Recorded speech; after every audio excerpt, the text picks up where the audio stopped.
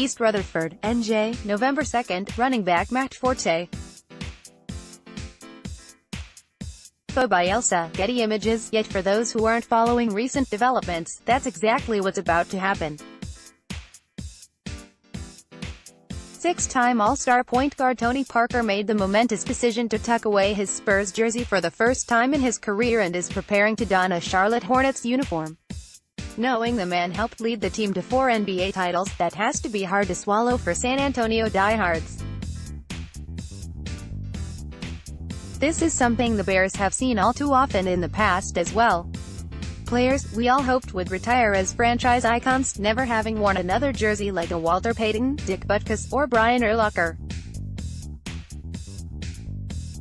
It happens though, and it's happened with a ton of big names over the years. The question is which among them looked the most unnatural in their new jerseys. Here are the 5 that stung the worst.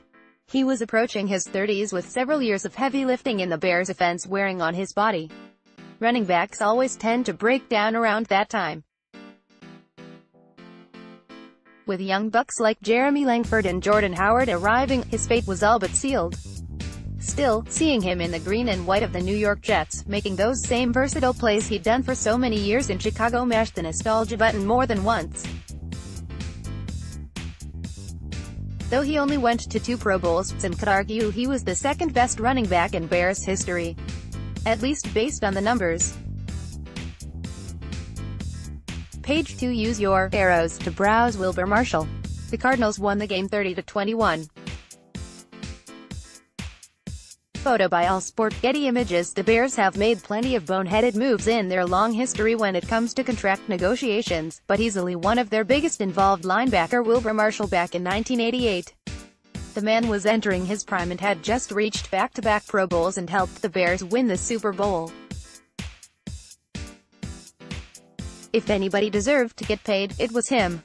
Yet when Washington signed him as a free agent to a new 5-year deal worth $6 million, the Bears declined to match it.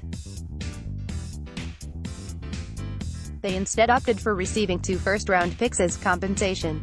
That might sound like a good deal until one realizes those picks turned into Wendell Davis and Trace Armstrong. Decent players, but considering Marshall was a stud on the Redskins' defense for years and helped them win a Super Bowl in 1991. It was a bad deal. Use your arrows to browse.